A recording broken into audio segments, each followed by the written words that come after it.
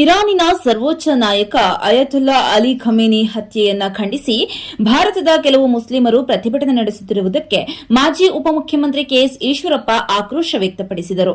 ಶಿವಮೊಗ್ಗದಲ್ಲಿ ಪತ್ರಿಕಾಗೋಷ್ಠಿ ನಡೆಸಿ ಮಾತನಾಡಿದ ಕೆಎಸ್ ಈಶ್ವರಪ್ಪ, ನಿಜವಾದ ರಾಷ್ಟ್ರಭಕ್ತ ಮುಸಲ್ಮಾನರು ಎಂದಿಗೂ ರಾಷ್ಟ್ರದ್ರೋಹಿ ದೇಶದ ಪರವಾಗಿ ನಿಲ್ಲಲು ಸಾಧ್ಯವಿಲ್ಲ. ವಿಶ್ವದ ಹಲವು ಮುಸ್ಲಿಂ ರಾಷ್ಟ್ರಗಳಲ್ಲಿ ಅಶಾಂತಿ ಮತ್ತು ಸಂಘರ್ಷದ ವಾತಾವರಣವಿದ್ದು ಮುಸ್ಲಿಮರು ಪರಸ್ಪರ ಕಾದಾಡುತ್ತಿದ್ದಾರೆ. ಆದರೆ ಭಾರತವು ಮುಸ್ಲಿಮರಿಗೆ ಅತ್ಯಂತ ಸುರಕ್ಷಿತವಾದ ದೇಶವಾಗಿದೆ. ಇಲ್ಲಿ ಅವರು ಯಾವುದೇ ಆತಂಕವಿಲ್ಲದೆ ನೆಮ್ಮದಿಯಿಂದ ಜೀವನ ನಡೆಸುತ್ತಿದ್ದಾರೆ. ಇಂತಹ ಸಂದರ್ಭದಲ್ಲಿ ಭಾರತ ವಿರೋಧಿ ಧೋರಣೆ ಹೊಂದಿದ್ದ ಖಮೇನಿ ಪರವಾಗಿ ಬೀದಿಗೆ ಇಳಿಯುವುದು ಸರಿಯಲ್ಲ ಎಂದು ಹೇಳಿದರು. ಇರಾನ್ ಕೇವಲ ಭಾರತದ ವ್ಯಾಪಾರ ಪಾಲುದಾರನಾಗಿದೆಯೇ ಹೊರತು ರಾಜತಾಂತ್ರಿಕವಾಗಿ ಯಾವಾಗಲೂ ಪಾಕಿಸ್ತಾನದ ಪರವಾಗಿಯೇ ನಿಂತಿದೆ. ಮುಂಬೈ ಬಾಂಬೆ ದಾಳಿಯ ಸಂದರ್ಭದಲ್ಲಿ ಇರಾನ್ ಪಾಕಿಸ್ತಾನಕ್ಕೆ ಬೆಂಬಲ ನೀಡಿತ್ತು. ಅಲ್ಲದೆ 2017ರಲ್ಲಿ ಕಾಶ್ಮೀರದ ವಿಚಾರದಲ್ಲಿ ಭಾರತದ ವಿರುದ್ಧ ಹೇಳಿಕೆ ನೀಡಿದ ಖಮೇನಿ 2019ರಲ್ಲಿ 370ನೇ ವಿಧಿ ರದ್ದಾದಾಗಲೂ ಅಸಮಾಧಾನ ವ್ಯಕ್ತಪಡಿಸಿದ್ದರು. 2020ರ ದೆಹಲಿ ಗಲಭೆಯ ಸಂದರ್ಭದಲ್ಲಿ ಭಾರತದಲ್ಲಿ ಮುಸ್ಲಿಮರ ಮಾರಣಹೋಮ ನಡೆಯುತ್ತಿದೆ ಎಂದು ಸುಳ್ಳು ಆರೋಪ ಮಾಡಿದ್ದರು. ಅಂತಹ ವ್ಯಕ್ತಿ ಪರವಾಗಿ ಕೆಲ ಮುಸ್ಲಿಮರು ಹೋರಾಟ ಮಾಡುತ್ತಿರುವುದು ಸರಿಯಲ್ಲ. ಈ ಹಿಂದೆ ಪಹಲ್ಗಾಮ್ ಅಟ್ಯಾಕ್ನಲ್ಲಿ ಮೃತಪಟ್ಟಾಗ ಮೌನ ವಹಿಸಿದ್ದವರು ಯಾರೂ ಸಹ ಭಯೋತ್ಪಾದಕರ ವಿರುದ್ಧ ಹೋರಾಟ ಮಾಡಲಿಲ್ಲ. ಇಂದು ಇರಾನ್ ನಾಯಕನಿಗಾಗಿ ಸಾವಿರಾರು ಸಂಖ್ಯೆಯಲ್ಲಿ ಸೇರುತ್ತಿರುವುದು ದುರದೃಷ್ಟಕರ. ಭಾರತದ ಅನ್ನ ತಿಂದು ಬೆಳೆದವರು ಈ ಮಣ್ಣಿನ ಜನರ ಪರವಾಗಿ ನಿಲ್ಲಬೇಕು. ಪ್ರಧಾನಿ ನರೇಂದ್ರ ಮೋದಿ ಅವರು ಜಾಗತಿಕ ಮಟ್ಟದಲ್ಲಿ ಶಾಂತಿಗಾಗಿ ಶ್ರಮಿಸುತ್ತಿದ್ದಾರೆ. ಆದರೆ ಕಾಂಗ್ರೆಸ್ ಮತ್ತು ಕೆಲವು ಮುಸ್ಲಿಂ ಸಂಘಟನೆಗಳು ಮೋದಿಯವರು ಹೋಗಿ ಇಸ್ರೇಲ್ ಬಳಿ ಯುದ್ಧ ನಿಲ್ಲಿಸಲು ಹೇಳಬೇಕು ಎನ್ನುತ್ತಿದ್ದಾರೆ. ಅನೇಕ ವಿಚಾರಗಳಲ್ಲಿ ಇಸ್ರೇಲ್ ನಮ್ಮ ಪರವಾಗಿಯೇ ಇದೆ ಎಂದರು. ಪಾಕಿಸ್ತಾನದಂತಹ ದೇಶಗಳಲ್ಲಿ ಮಸೀದಿಗಳ ಮೇಲೆಯೇ ಬಾಂಬ್ ದಾಳಿಗಳು ನಡೆಯುತ್ತವೆ. ಆದರೆ ಭಾರತದಲ್ಲಿ ಮಸೀದಿಗಳ ಮೇಲೆ ಇದುವರೆಗೂ ಸಹ ಬಾಂಬ್ ಬಿದ್ದ ಉದಾಹರಣೆಗಳಿಲ್ಲ. ಅಷ್ಟರ ಮಟ್ಟಿಗೆ ಮುಸ್ಲಿಮರಿಗೆ ಭಾರತದ ದೇಶದಲ್ಲಿ ಭದ್ರತೆ ಇದೆ. ಮುಸ್ಲಿಮರು ದೇಶದ ಭದ್ರತೆಯನ್ನು ಗೌರವಿಸಬೇಕು ಮತ್ತು ದೇಶದ ಪರವಾಗಿ ನಿಲ್ಲಬೇಕು ಎಂದು ಮಾಜಿ ಡಿಸಿಎಂ ಕೆಎಸ್ ಈಶ್ವರಪ್ಪ ತಮ್ಮ ಅಭಿಪ್ರಾಯ ವ್ಯಕ್ತಪಡಿಸಿದರು. ಒಂದು ಸಣ್ಣ ಬ್ರೇಕ್ ನಂತರ ಕೆಎಸ್ ಈಶ್ವರಪ್ಪ ಏನ್ ಹೇಳಿದ್ರು ಕೇಳೋಣ ಬನ್ನಿ.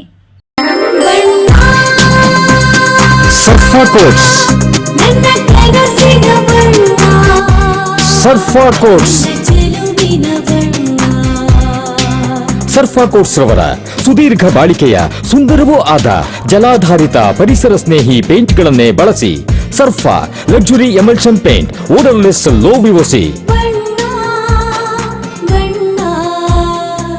Good for health, good for earth. Surfa Coats. Looking for a little joy in every bite? Dairy Fresh Ice Creams brings you 50+ natural flavors with no added colors and the real taste of fresh fruits. Made with goodness from the Malenadu region. Dairy Fresh Ice Creams, a little joy for all. ನಮ್ಮ ನಂಜಪ್ಪ ಆಸ್ಪತ್ರೆಯಲ್ಲಿ HPV vaccine drive start ಮಾಡಿದೀವಿ. HPV human papilloma virus ತುಂಬಾನೇ ಸಾಮಾನ್ಯವಾಗಿ ಇರುವಂತಹ virus. ಈ ಗರ್ಭಕಂಠ, ಯೋನಿ, ಪುರುಷರಲ್ಲಿ ಶಿಶ್ನದ cancer, ಗುದದ್ವಾರ, ಗಂಟಲು ಕ್ಯಾನ್ಸರ್ಗಳಾಗುವಂತಹ ಚಾನ್ಸಸ್ ಇರುತ್ತೆ. ಒಂದು ವ್ಯಾಕ್ಸಿನ್ ಹಲವಾರು ಕ್ಯಾನ್ಸರ್ಗಳನ್ನ ಪ್ರಿವೆಂಟ್ ಮಾಡಬಹುದು. 9 ರಿಂದ 45 ವರ್ಷದೊಳಗಿನ ಮಹಿಳೆಯರು ಹಾಗೂ ಪುರುಷರು ಇದಕ್ಕೆ ಎಲಿಜಿಬಲ್ ಇದ್ದಾರೆ. ಇದರಲ್ಲಿ 2000 HPV ವ್ಯಾಕ್ಸಿನ್ ನಾವು ಡಿಸ್ಕೌಂಟೆಡ್ ಪ್ರೈಸ್ 1500ಕ್ಕೆ ಕೊಡ್ತಾ ಇದ್ದೀವಿ. ತಪ್ಪದೇ ಈ ಆಪರ್ಚುನಿಟಿನ ಯೂಸ್ ಮಾಡ್ಕೊಳ್ಳಿ.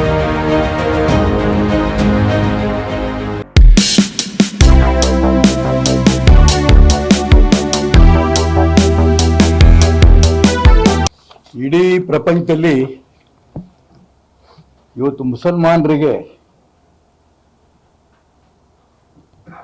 ಭದ್ರತೆ ಕೊಟ್ಟಿರೋಂಥ ದೇಶ ಭಾರತ ಮಾತ್ರ. ಯಾವುದೇ ತೊಂದರೆ ಇಲ್ಲದೇ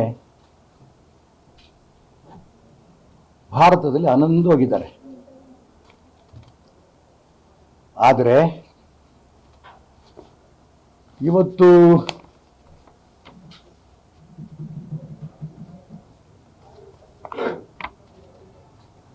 ಇಸ್ರೇಲ್, ಅಮೆರಿಕ ಮತ್ತು ಇರಾನ್ನ ಯುದ್ಧಗಳು, ಪಾಕಿಸ್ತಾನ ಅಫ್ಘಾನಿಸ್ತಾನದ ಯುದ್ಧ, ಈ ರೀತಿ ಮುಸಲ್ಮಾನರು ಅವರವರೇ ಬಡ್ದಾಡ್ಕೋತಾ ಇದ್ದಾರೆ. ಇಡೀ ಪ್ರಪಂಚದಲ್ಲಿ ಮುಸಲ್ಮಾನರೇ ಬಾಂಬಿನ ಆಟ ಆಡ್ತಾ ಇದ್ದಾರೆ.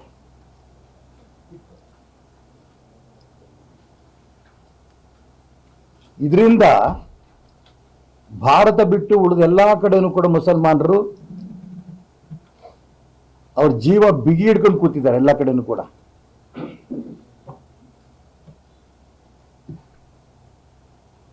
ಆದ್ರೆ ಈ ಯುದ್ಧ ನಡೀತಾ ಇರೋಂಥ ಈ ಸಂದರ್ಭದಲ್ಲಿ ಭಾರತದ ಮುಸಲ್ಮಾನರ ನಡವಳಿಕೆ ನಿಜಕ್ಕೂ ಖಂಡನೀಯ.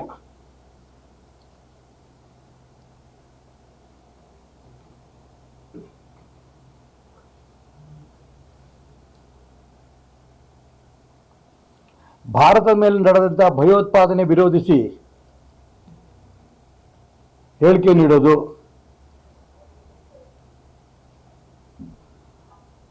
ಇರಾನ್ ಭಾರತದ ಪಾಲಿಗೆ ಕೇವಲ ವ್ಯಾಪಾರದ ಪಾಲುದಾರರಷ್ಟೇನೆ, ಉಳಿದಂತೆ ಎಲ್ಲಾ ದೃಷ್ಟಿಯಲ್ಲೂ ಕೂಡ ಇರಾನ್ ಪಾಕಿಸ್ತಾನದ ಪರವೇ. ಖಮೇನಿ ಎಷ್ಟರ ಮಟ್ಟಿಗೆ ಕ್ರೂರತನ ಮಾಡದ, ಎಷ್ಟು ಜನ ಕಗ್ಗೊಲೆ ಮಾಡದ, ಇದೆಲ್ಲ ಬಹಿರಂಗವಾಗಿ ಗೊತ್ತಿರೋದೆ.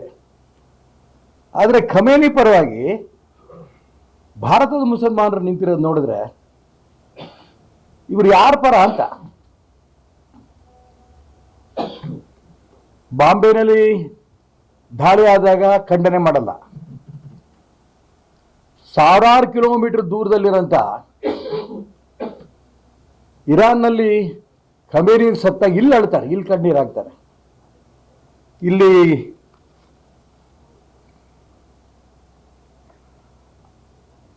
ಪಹಲ್ಗಾಮ್ನಲ್ಲಿ 26 ಜನ ಅಮಾಯಕ ಪ್ರವಾಸಿಗರು ಭಯೋತ್ಪಾದಕರು ಕೊಂದಾಕಿದ್ರು. ಆಗ ಆಪರೇಷನ್ ಸಿಂಧೂರ ಕೂಡ ನಡೀತು, ನಿಮ್ಮೆಲ್ಲರೂ ಗೊತ್ತಿದೆ. ಈ ದೇಶದ ಒಬ್ಬ ಮುಸಲ್ಮಾನರು ಕೂಡ ಕಣ್ಣೀರು ಹಾಕಲಿಲ್ಲ. ಮಾನವೀಯತೆ ದೃಷ್ಟಿಯಿಂದ ಈ ದೇಶದಲ್ಲಿನ ಮುಸಲ್ಮಾನರು ಆ ಕಗ್ಗೊಲೆಯನ್ನ ಮಾಡಿದಂಥ ಭಯೋತ್ಪಾದಕರ ವಿರುದ್ಧವಾಗಿ ಹೇಳಿಕೆ ಕೊಡಬೇಕಾಗಿತ್ತು, ಮೆರವಣಿಗೆ ಮಾಡಬೇಕಾಗಿತ್ತು. ಆದರೆ ಇವತ್ತು ಸಾವಿರಾರು ಸಂಖ್ಯೆಯಲ್ಲಿ ಇಡೀ ದೇಶದಲ್ಲಿ ಮುಸಲ್ಮಾನರು ಮೆರವಣಿಗೆ ಮಾಡ್ತಿದ್ದಾರೆ ಇರಾನ್ ಪರ. ನಾನು ಅದಕ್ಕೋಸ್ಕರ ಹೇಳಕ್ಕೆ ಇಷ್ಟಪಡ್ತಾ ಇದ್ದೇನೆ, ಇಲ್ಲಿ ಅನ್ನ ಉಂಡು ಇಲ್ಲಿ ಗಾಳಿ ಕೊಡದಂಥ ಮುಸಲ್ಮಾನರು ಯಾರು ಈ ದೇಶಕ್ಕೆ ಅನುಕೂಲ ಮಾಡ್ತಾರೋ ಅವ್ರ ಪರ ನಿಲ್ಬೇಕಾಗಿತ್ತು.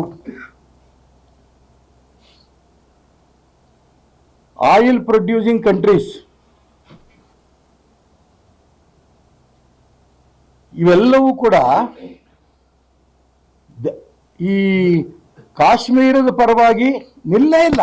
ಇರಾನ್ ಕೂಡ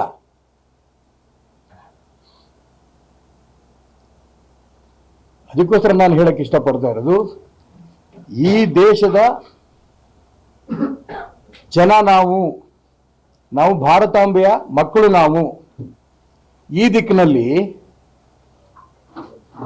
ಯೋಚನೆ ಮಾಡಂತ ಮುಸಲ್ಮಾನರು ಅನೇಕರು ಇವತ್ತು ನರೇಂದ್ರ ಮೋದಿ ಖಮೇನಿ ಸತ್ತಂತ ಸಂದರ್ಭದಲ್ಲಿ ಇಸ್ರೇಲ್ ಮತ್ತು ಅಮೆರಿಕ ವಿರುದ್ಧ ಖಂಡನೀಯ ಹೇಳಿಕೆ ಕೊಡಬೇಕಿತ್ತು, ಕೊಡಲಿಲ್ಲ. ಈ ಮಾತು ಹೇಳ್ತಾ ಇದ್ದಾರೆ. ಯಾರು ಭಾರತದ ವಿರುದ್ಧವಾಗಿರೋಂಥ ಜನ ಯಾರಿದ್ದಾರೆ, ಯಾವ ರಾಷ್ಟ್ರ ಇದೆ, ಭಾರತದ ವಿರೋಧಿ ರಾಷ್ಟ್ರದ ಪರವಾಗಿ ಈ ದೇಶದ ಮುಸಲ್ಮಾನರು ನಿಂತಾಗ ಪ್ರಪಂಚದಲ್ಲೇನೆ ಒಬ್ಬ ಶ್ರೇಷ್ಠ ನಾಯಕ ಅಂತ ತೀರ್ಮಾನ ಮಾಡಿರೋಂಥ ಸಂದರ್ಭದಲ್ಲಿ ನರೇಂದ್ರ ಮೋದಿಯವ್ರನ್ನೂ ಕೂಡ ಇವರು ಟೀಕೆ ಮಾಡ್ತಾ ಇದ್ದಾರಲ್ಲ, ಇವ್ರು ಏನಂತ ಕರಿಬೇಕು? ಇದರಲ್ಲೂ ಕೂಡ ಕಾಂಗ್ರೆಸ್ಸಿಗರು ಸೋನಿಯಾ ಗಾಂಧಿ, ರಾಹುಲ್ ಗಾಂಧಿ, ಪ್ರಿಯಾಂಕಾ ಗಾಂಧಿ, ಮೋದಿ ಇಸ್ರೇಲ್ನ ಖಂಡನೆ ಮಾಡಲಿಲ್ಲ. ಈ ಮಾತನ್ನು ಹೇಳಿ ನಿಜಕ್ಕೂ ಕೂಡ ಆಶ್ಚರ್ಯ ಆಗುತ್ತೆ. ಎಲ್ಲ ಸಂದರ್ಭದಲ್ಲೂ ಕೂಡ ಇಸ್ರೇಲ್ ಭಾರತ ಜೊತೆಗಿದೆ. ಬರೀ ವ್ಯವಹಾರ ಅಲ್ಲ, ಅಣ್ಣ ತಮ್ಮಂದರಂತೆ ಸಹಕಾರ ಕೊಟ್ಕೊಂಡು ಬಂದಿದ್ದಾರೆ ಎಲ್ಲ ಸಂದರ್ಭದಲ್ಲೂ ಕೂಡ. ಇಂಥ ಸಂದರ್ಭದಲ್ಲಿ ನಾನು ಭಾರತದ ಮುಸಲ್ಮಾನರಿಗೆ ಕರೆ ಕೊಡೋದು ಇಷ್ಟೇನೆ, ಯಾರು ನಮ್ಮ ದೇಶದ ವಿರುದ್ಧ ಇದ್ದಾರೆ, ಆ ದೇಶ ಇನ್ನೊಂದು ದೇಶ ಅವರವರ ಮುಸಲ್ಮಾನರು ಬಡದಾಡ್ತಾ ಇರೋಂಥ ಸಂದರ್ಭದಲ್ಲಿ ಶಿಯಾ ಸುನ್ನಿ ಈ ರೀತಿ ಬಡದಾಡ್ತಾರೆ ಅಂತ ಸಂದರ್ಭದಲ್ಲಿ ನೀವು ಭಾರತದ ಪರವಾಗಿ ನಿಂತ್ಕೋಬೇಕು. ಭಾರತದ ಮುಸಲ್ಮಾನರು, ಪಾಕಿಸ್ತಾನದಲ್ಲಿ ಮುಸಲ್ಮಾನರು ಪಾಕಿಸ್ತಾನದಂತ ಮದರಸಾಗಳ ಮೇಲೆ ಬಾಂಬ್ ಹಾಕ್ತಾರೆ.